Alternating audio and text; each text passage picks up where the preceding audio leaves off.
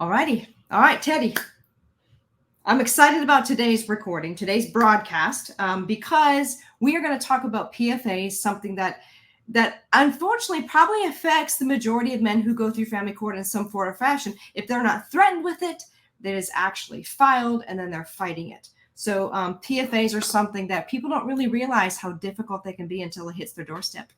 I agree, Melissa. And you know, my background as a police officer, I've seen hundreds of PFAs filed and dealing with domestic situations where PFAs were filed and PFA violations. And from my experience, I can tell you that 90% of these PFAs that are filed against men are false PFAs. There's no truth to it. There's nothing to it.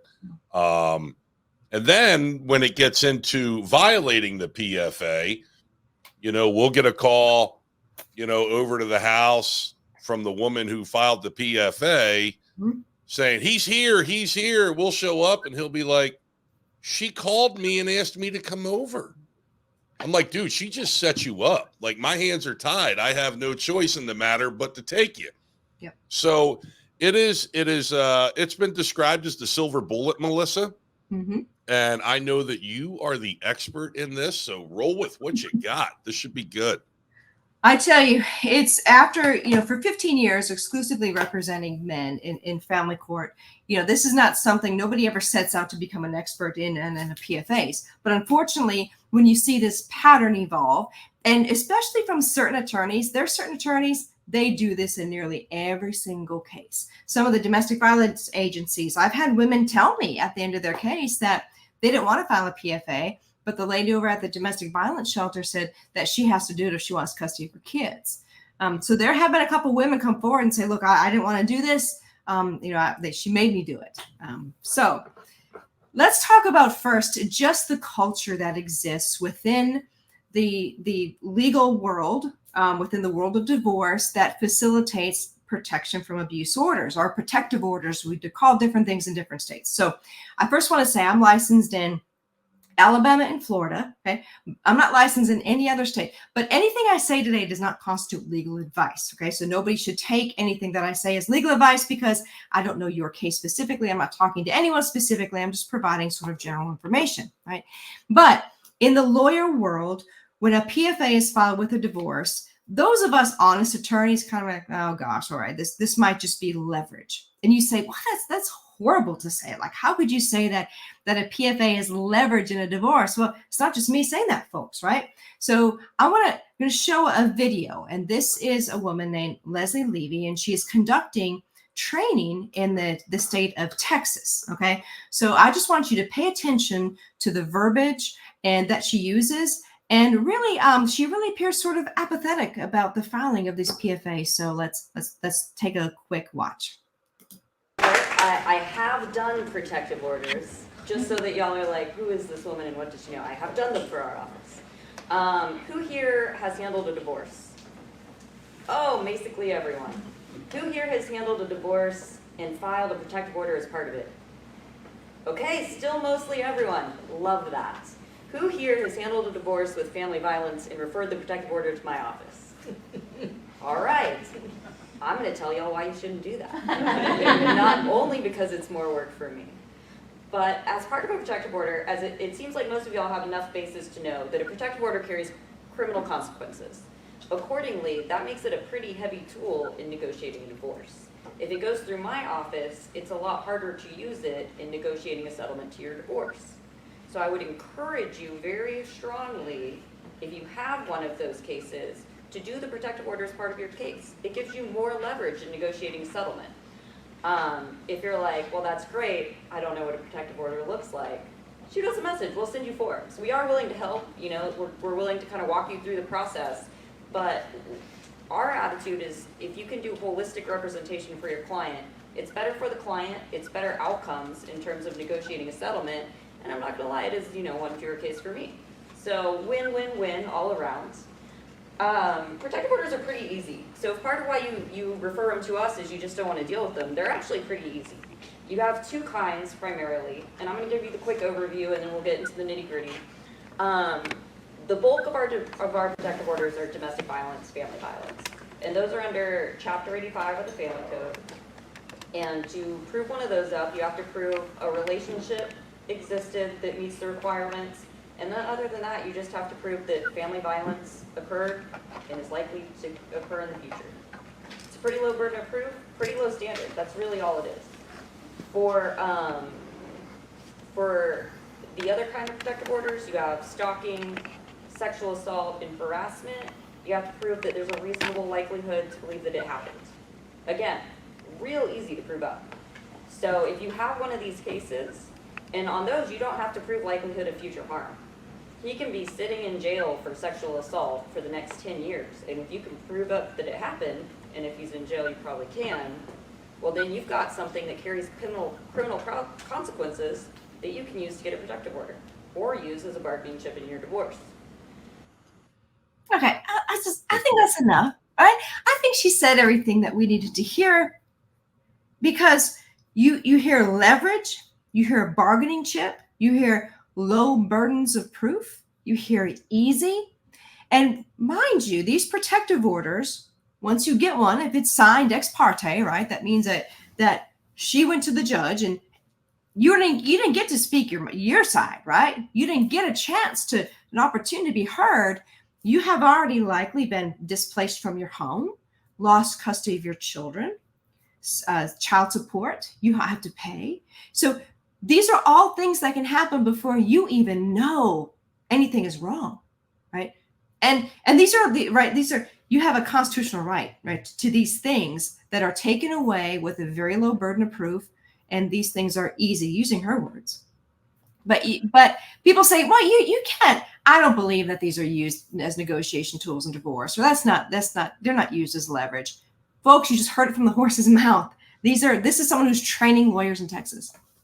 Now, Melissa, I have a question for you. Are judges aware that this is actually going on? I would hope the answer to that would be yes. I don't know how they could not be aware that this is going on. Most judges come up through the ranks. So most judges were family law attorneys, that they know this is going on. I will say this. There's been a couple of attorneys who were not family law attorneys who are now family law court judges. And some people criticize that. And I'm like, that's probably a good thing that they weren't family law attorneys. And they make the best judges because they're like, wait a minute, this doesn't make any sense. I'm not doing this. Right. So these lawyers who are now judges, who are not family law attorneys, seem to be doing well. But the ones who were in the family law realm and moved up to the judge realm, I mean, come on, they know. They have to know.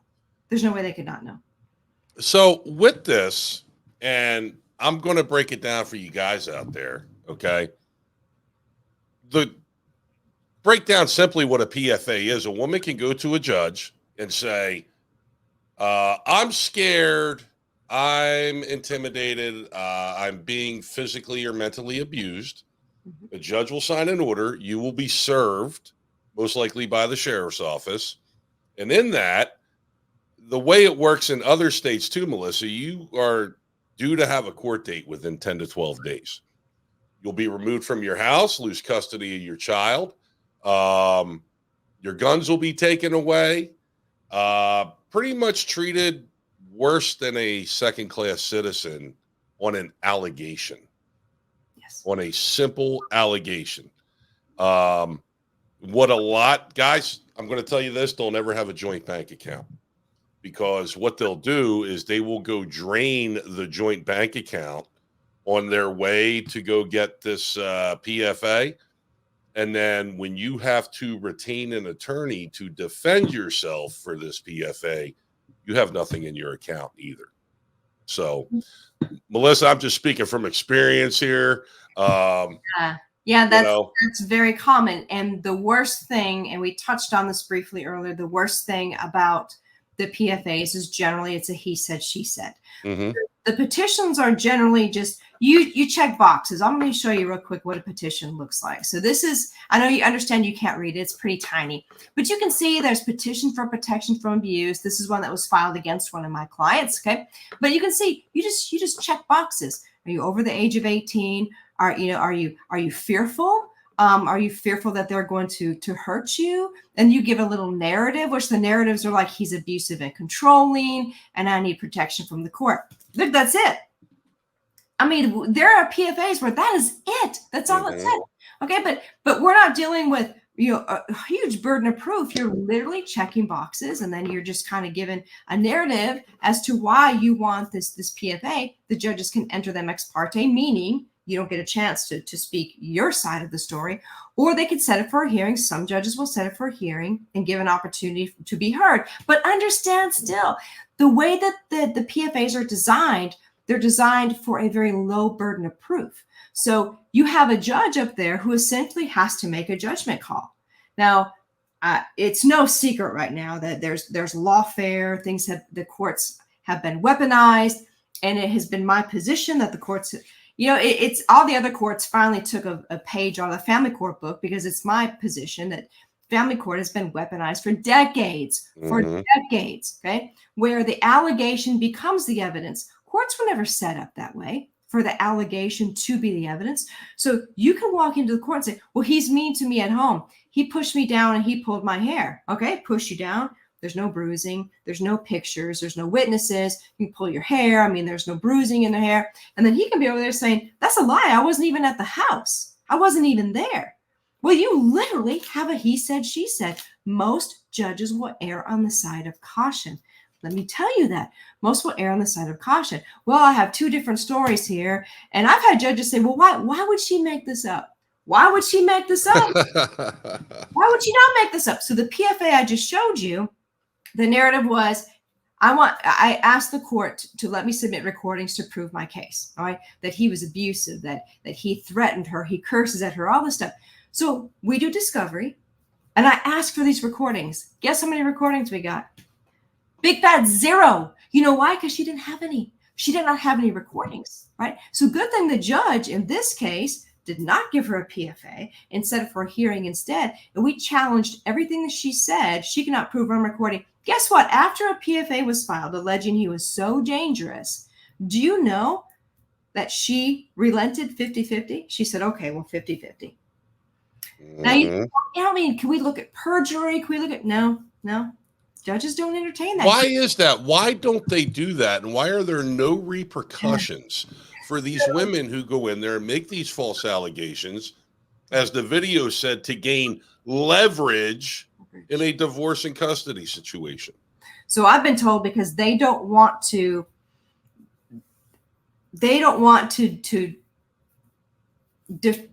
deter women who are true victims from filing PFAs. That they think it would have a chilling effect, because if you don't remember something correctly, or maybe you misspoke, or maybe you can't prove it, and you think that the judge will call you a liar, it would have essentially a chilling effect on women, on true victims who would come forward. So, but here's been my experience with true victims. They just want to get away. They're not out to destroy the other person. So you look at these PFAs, number one, if you tell the judge you have evidence and then you come in and say, I got nothing, okay, that's a pretty good big red flag right there. But there have been some, and obviously, look, there's female victims, there's male victims, but these victims want to they just want to get away. They don't want to destroy the other person.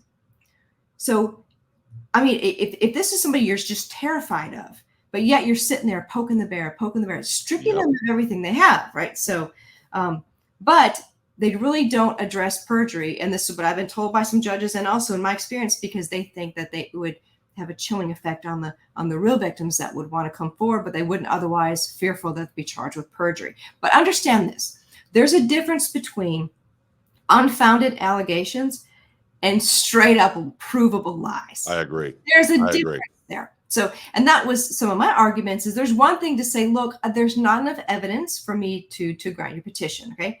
There's another thing to say, ma'am, you've been caught lying 5 times. I've caught you in a blatant lie. That right there, in a well-written order, will not have a chilling effect whatsoever. The problem is what has a chilling effect is men now who are abused at rates that women won't believe don't come forward because they're not believed. I had a client who was slapped, right? She open-faced slapped him, accused him of adultery. So but and of course she's, I did not slap him. Oh, we had a recorder going, so we got it right. Lied to the police. But the judge said, well, Miss Isaac, it was just a slap. Oh, it was just a slap. Wow. This time it was just a slap. This time it was just a slap, right? But would we ever say that to a woman who was slapped by a man? It was just a slap, right? So if we're going to be honest in addressing violence, which nobody wants to be, it appears, especially the legislators, we have to be honest about the way that our laws are applied to these situations. We have to be honest that men are victims, just like women are victims. We have to be honest and say, yes, well, there are some times where women lie because it is self-serving to them. We have to be honest about this. And who pays the price? Well, men do pay the price too. So Children. I have a question, Melissa. Okay.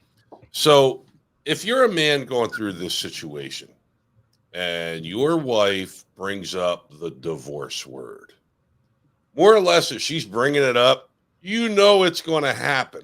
Okay. Now you can either stay in the house.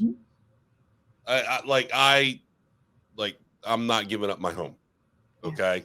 So it's like a catch-22. You can stay in the house and be like, listen, if you're not happy, if you want a divorce, you're free to leave. I'll help you get a place, whatever the case may be.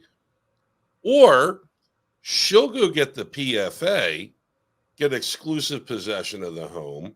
Your name and reputation's ruined. Depending on what you do for a job, okay, you may not be able to keep your job because of the allegations.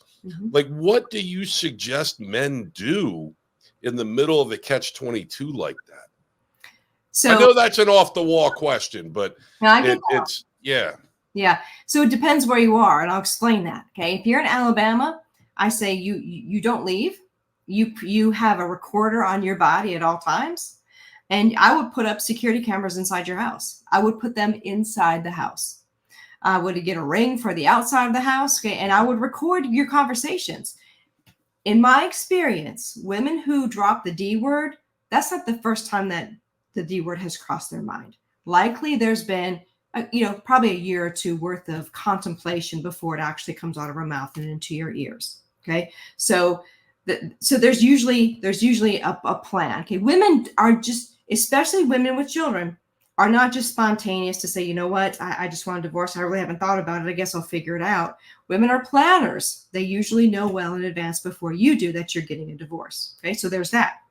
Now, a lot of women and will seek counsel before they drop the D word. Okay. So seek counsel first. And then you have attorneys saying, okay, well, whatever you do, make sure that you keep the kids with you. Whatever you do, like try to get them out of the house. I mean, I've had attorneys who say, well, I just say, well, let's just do a trial separation for 3 months. You move out, just come see your son at the nights, maybe every other weekend. So by the time they file, there's this routine has already been established. And then the wife will say, well, let's just do status quo. That's what we've already agreed on doing. And most of the time the judges will adopt the status quo.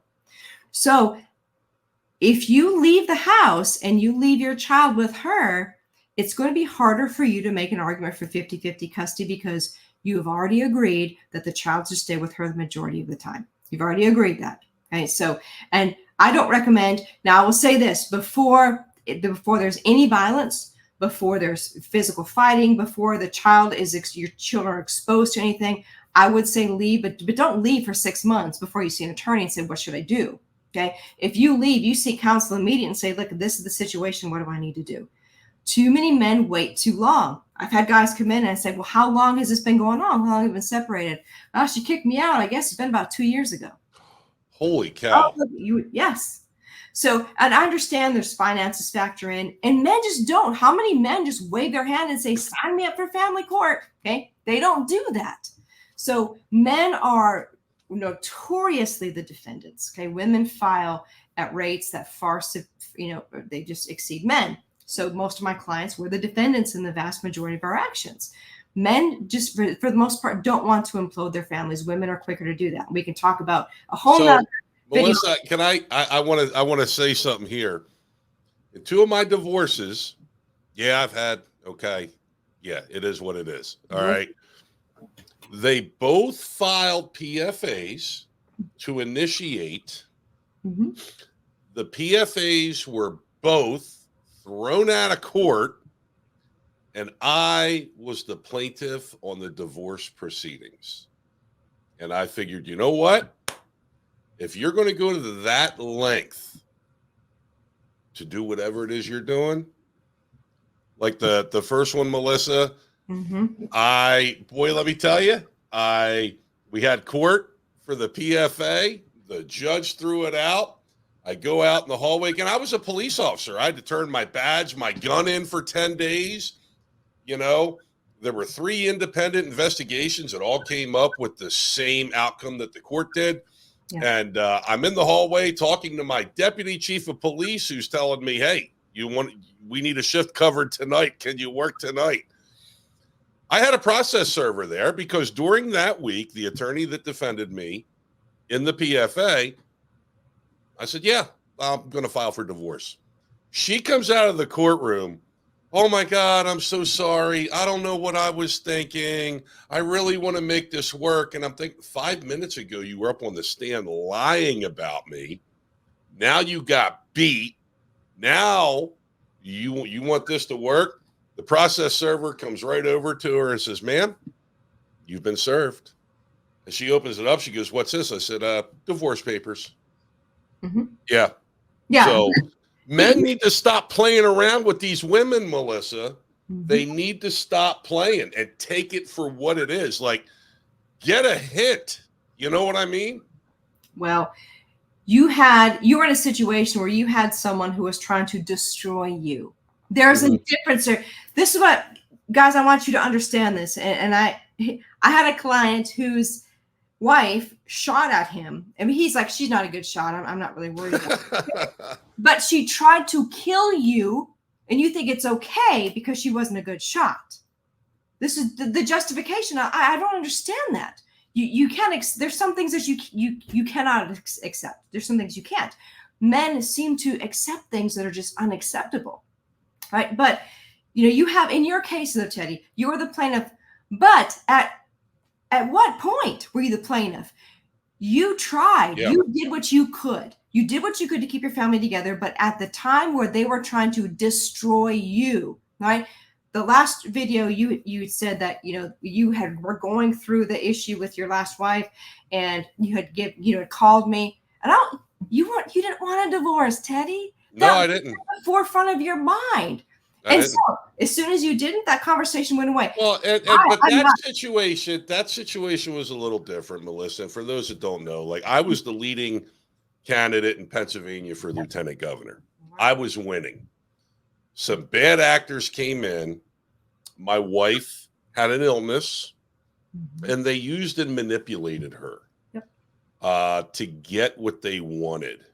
And But boy, let me tell you. But you saw that. Oh, I saw that right off the bat. And Melissa, like, these people were hatching a plot to try to kidnap my son. Mhm. And that's when I was like, "Melissa, what do I do?" And she's like, "You need to go file for custody right now." Mhm. And let me tell you, I didn't want a divorce because, like, I wanted to work this out. But I want to back this up, Melissa. Even before the hearing, when we walked into the courtroom that day, her attorney, well, my attorney sat me down in the back room, and they's like, "Well, her attorney's offering, they'll drop." Now, keep in mind, Melissa, this was national news. Yep. Okay. I was on the front page of every freaking paper. I remember. And we'll drop it, but she's going to move out of state. You'll get visitation, and you start paying child support right away, and this will be dropped. Leverage. Yep. And I'm like, no, it's not going to happen. My attorneys looked at me. They're like, "You're going to risk going on the stand?" I said, "Absolutely," because I'm right. Mhm. I said, "No deals." I said, "Tell her attorney, no deals.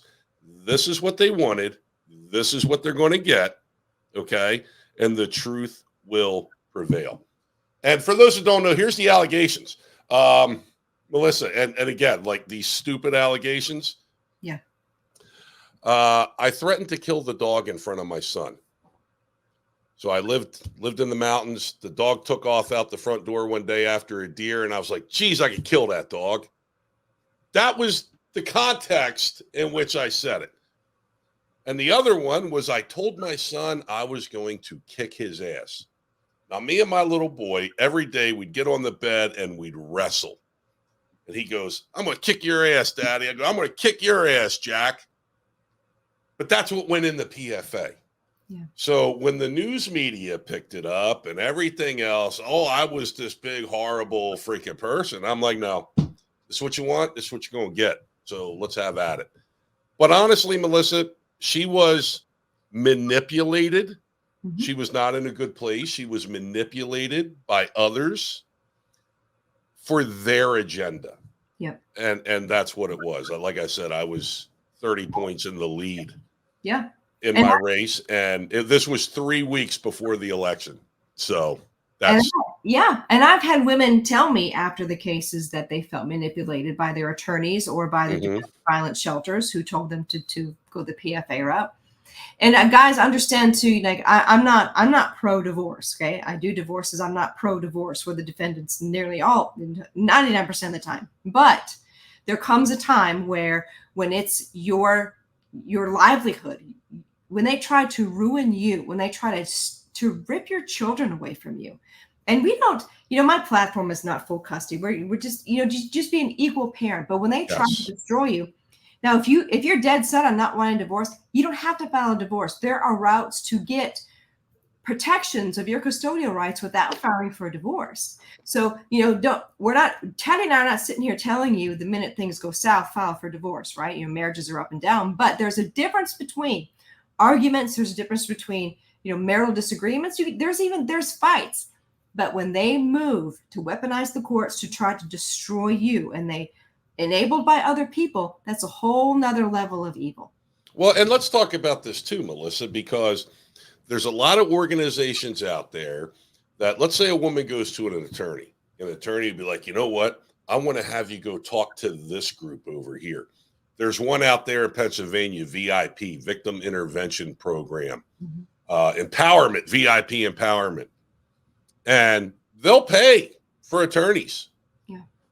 Okay, for women. They will send, and like when I showed up to court that day, I was shocked because in the parking lot there were nothing but tags on cars from New York. And I'm like, why are all these New York tags here for court today? This is weird. And I had to walk through all the cameras and microphones walking in the courthouse. And I didn't even have to testify. Judge tossed it out. I walk out of the courthouse and I walk up to the cameras and I'm like, justice was served today. And this 400-pound green-haired woman who was in that courtroom comes out, stands on the front steps of the courthouse. Thank God they were marble or granite or whatever they were, because that's all that would have held her. Eddie. And starts yelling, calling me a wife beater. Yeah. And I turned around. I said, I know you were in that courtroom and you heard what happened. What is your deal? So they bring these professional victims in from all over to come sit with the person who filed this PFA so they feel safe in the courtroom and they feel comfortable in the courtroom. Melissa, see, you're getting my blood boiling now. This PFA thing is a shit show. And it's abused more than women are abused by men. Okay? There, I said it. So now every feminist group out there can come get me. I don't care.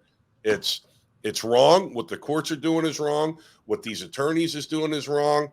What these taxpayer-funded organizations are doing is wrong.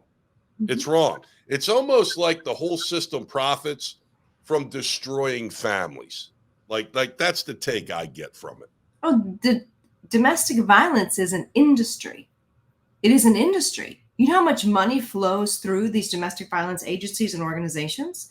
You know how much money flows through family courts that's related to domestic violence? There are law schools who have clinics, the domestic violence clinics. I mean, they have them here in Alabama, where what they do is they file restraining orders. So the students literally go through law school and they're learning how to file these restraining orders with little to no burden of proof. He's mean to me. Okay. Like abusive and controlling. I use that a lot because I hear that a lot. So you brought up not having joint bank accounts. Well, if you don't have a joint bank account, or if you have a lot more money in your account than your wife does, and she says, well, I want to go on a cruise with my girlfriends. Well, you tell her you can go, but I'm not giving you the money. Well, she doesn't have the money. Why are you so controlling? You're controlling her. You're controlling what she can do with her friends by not giving her access to. I mean, sometimes I sit in court and I say, wait a minute. So you have separate bank accounts. You always have had separate bank accounts. Yours stays overdrawn every single month because you're a spendthrift and a horrible budgeter. But yet he is controlling for not giving you access to his bank account. Yes. So you mentioned the friends. Mm-hmm. And Melissa, I don't think I mentioned this at all yet. And correct me if I'm wrong, but most women make decisions like this by committee. Okay. Mm-hmm. They will sit with their girlfriends mm-hmm. or whoever is pushing and prodding them to do something. Mm-hmm. They want to feel good about the decision. So as long as they have the approval from a few of them around them, oh, yeah, girl, you're doing the right thing. Yeah, screw that guy. They'll do it. Yeah. Okay. But I guarantee you, if it gets thrown out in court, those girlfriends will be nowhere to be found. They won't show their faces around anymore. They'll be too embarrassed. You know what I found too is these friend groups seems to get divorced in groups, right? Mm-hmm. And you have a woman whose divorce is pending or marriage goes south. All of a sudden, her best friends start having problems in their marriage as well. And look, this is no. We all know this, right? You lay with dogs, you're going to get fleas, right? The Bible even talks about be careful of your associations, right? This is something that's well known. But a lot of the problems with a lot of these women are their peer groups. They'll get new friends. Well, guys, watch this. If your wife has a new friend group, drops a bunch of weight, gets fake boobs, you got about 6 months. In my experience, you got about 6 months. And we'll have new lawyers come in and they'll say, gosh, it's you're not going to believe that this wife, she took his husband's money. And I said, wait, and got a boob job? And the lawyer's like, yeah, how did you know that? I'm like, I just see it all the time. But anyway, in my experience, you got about 6 months. This is not funny. It's just reality. But watch, you pay attention to her peer groups. Now, if you notice a fundamental shift in your wife, less attentive to you, less attentive maybe to the children, starts complaining about things, feeling more entitled. Look at her peer group. If her peer group changes, there's a problem there. But I can promise you this, you're going to have a problem addressing that. Mm-hmm. You try to address that. You bring up the changes, and all of a sudden you're abusive and controlling. And oppressive. Oh, yeah, very much so. Very oppressive. Right. So, we can say this all day. Be careful who you marry, right? Look for the red flags. But, I've had guys that come in and say, listen, we dated for 3 years. She was not like this. She was not like this at all until we've been married for 2 years. We got this new neighbor. They started going to the bar. Okay. So and I've said this before. I mean, and I'm actually pro-marriage. I think, a man and a woman and children. And I think, you have that's the best times. I mean, I'm blessed to have a husband and children and a good life. I'm blessed for that. My life has been enhanced so much. But if I were a man in today's society with this feminist mindset that even has permeated Christian women, mm-hmm. I would be terrified as a man to get married. Because what incentive, and this is just an honest question, what incentive do men have to get married? Now, women have some incentive, but really, big picture, what incentive do men have to get married? Teddy, let's look at you right now. Right? Perfect example, right? So you're a single dad to a beautiful little boy. You're doing great, right? You're successful. What incentive do you have right now to get married? None. None. No desire, no incentive, no nothing. Okay. Mm-hmm. To me, and Melissa, like I was raised Catholic, and marriage was something that was to be respected, and it is. I was raised in a time where your word meant something, and when you took those marriage vows, it meant something. Okay, it's a piece of paper now, essentially, and now it's like to me, it's like asking the government permission for something.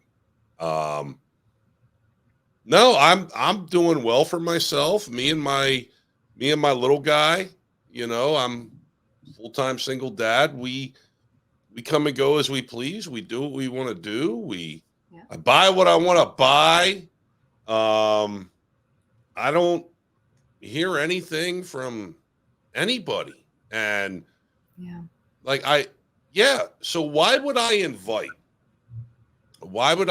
somebody into my life and make it legal, and then 2 years from now she can be, oh, I'm not happy, and I lose half my shit.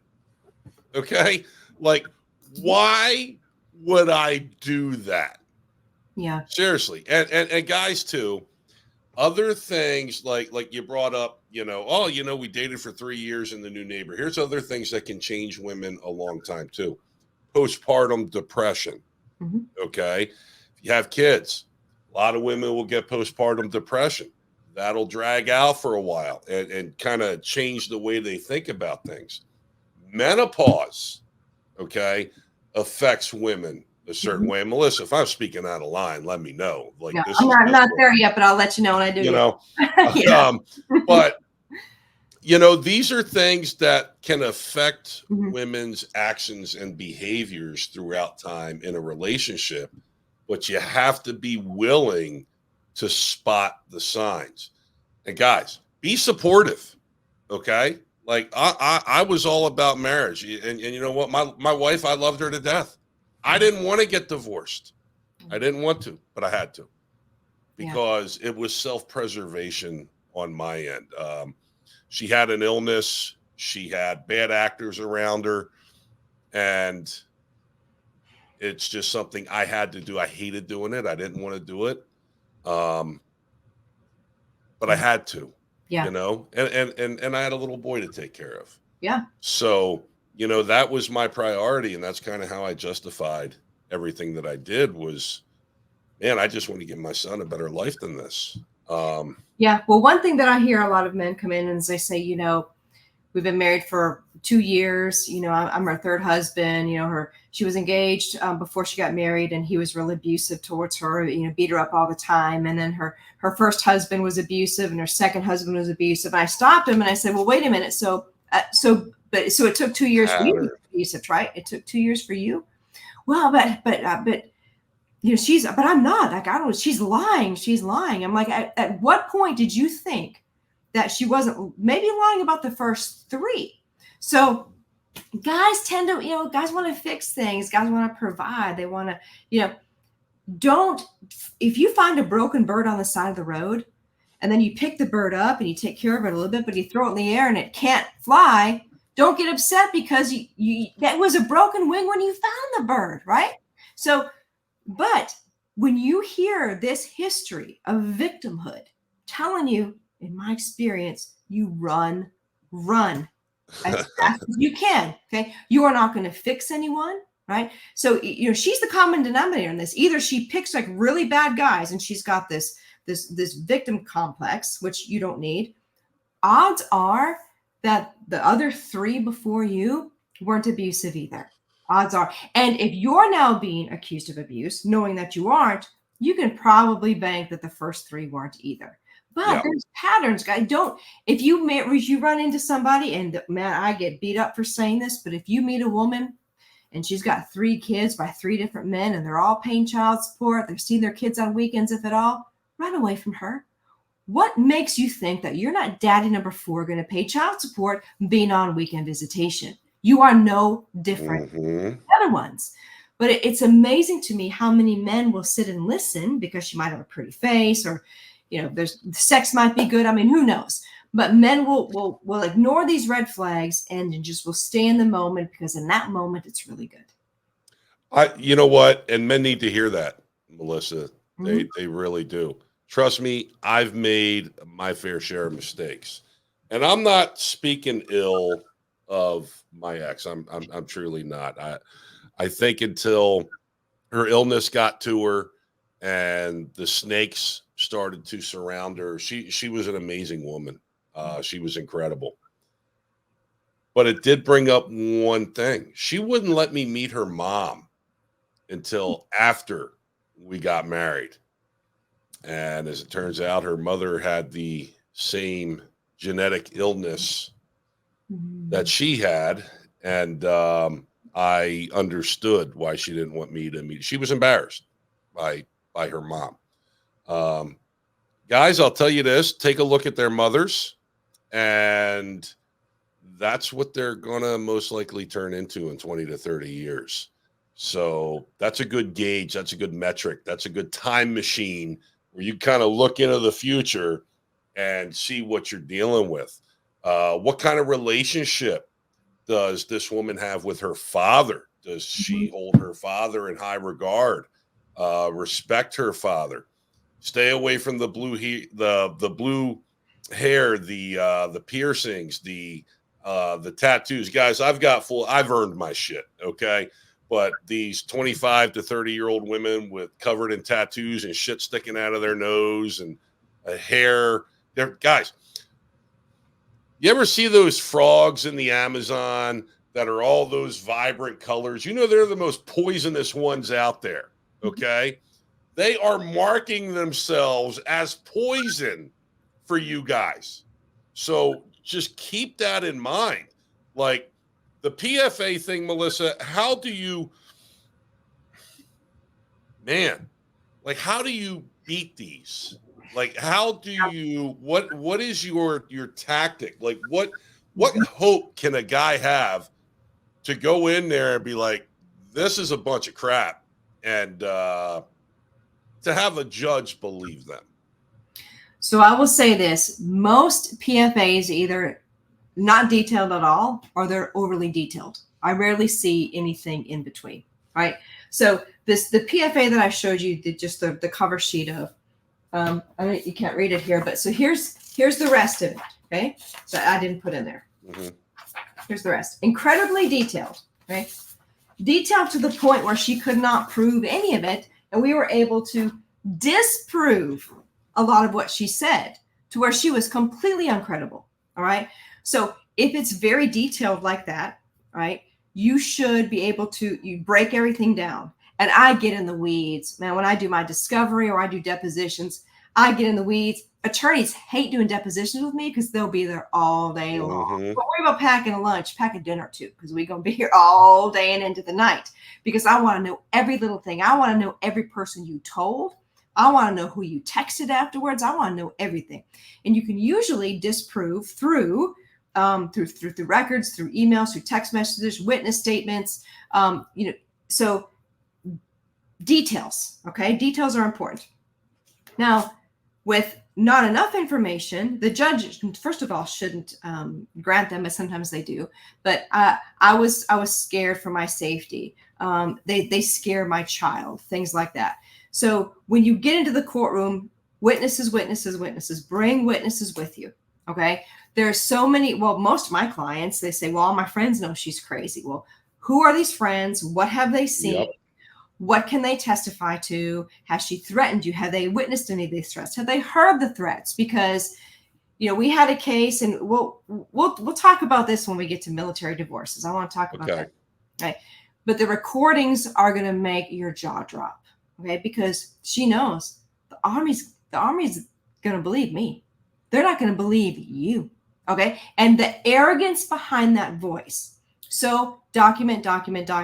If your state allows one-party recording, record. You can turn your recorder on your phone. Although understand this, the first thing she's going to do is look at your phone to see if you're recording. All right. So there are little recorders. Just so happens I have one right here. It's a little USB drive. Look, and it's a fully functional USB drive. It has a little switch up here. You can turn the recorder on. Okay. You can put this on your keychain. Some of my guys just put it on a necklace right here so it picks up. You record everything, okay? We've had women snatch the phones away and throw the phones and then just berate them and threaten them, not knowing they had a recorder on their bodies, okay? So record. Now, it's important when you're recording phone calls from the time you say hello to the time you hang up, all right? Because if you just get a little bit in between, she could say, well, he threatened me before he turned the recorder on, or he threatened me after. So get the entire context of everything.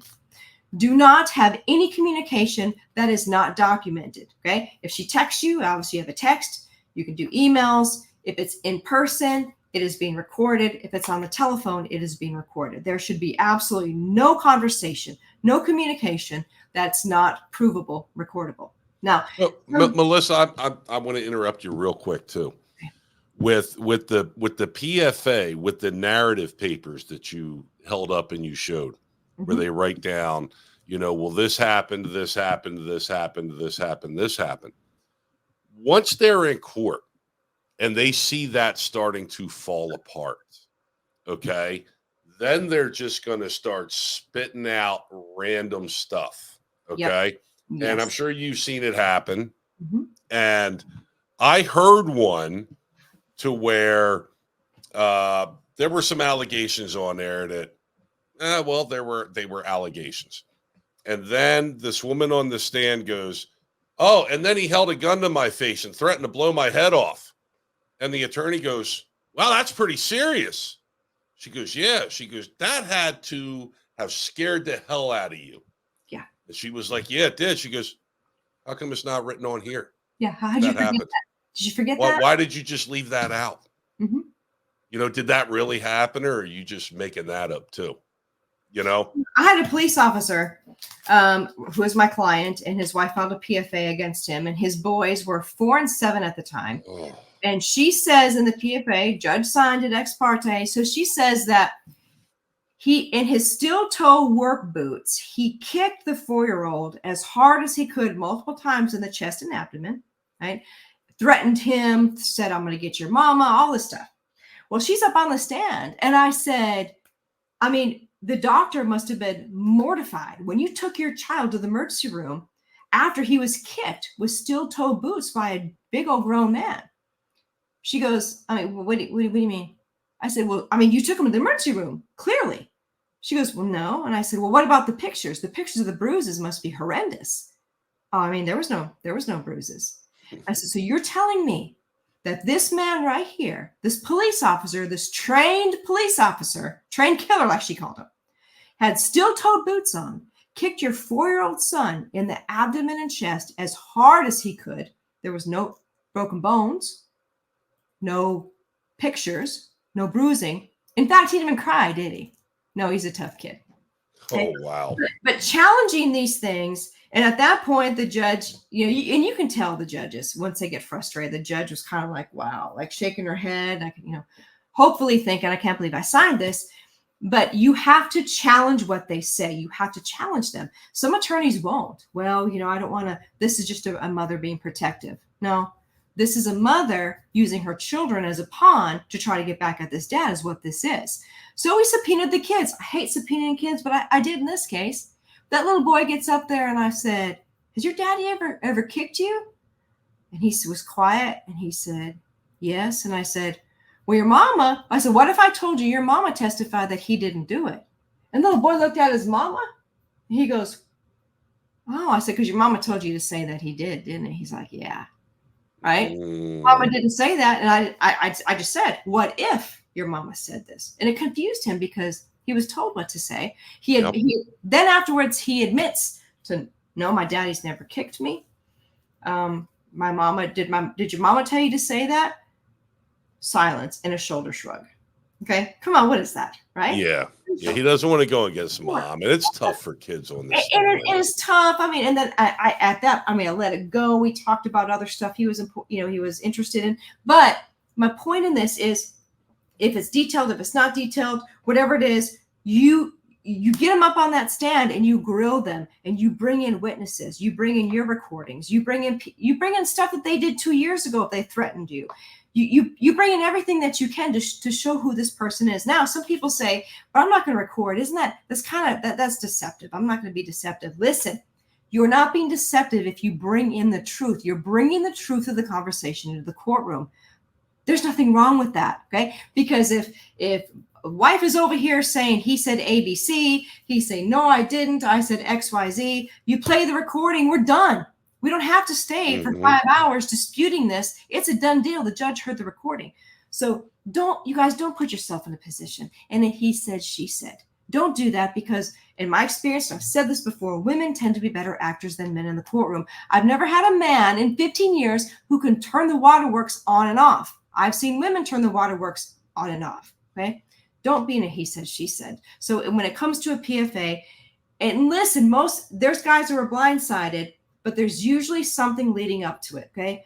Don't ignore your gut. If something is wrong, you act on it.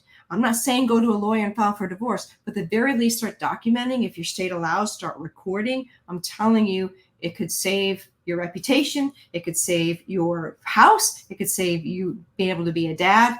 It could save your life. Now, Melissa, and we talked about the negotiation before the hearing, okay?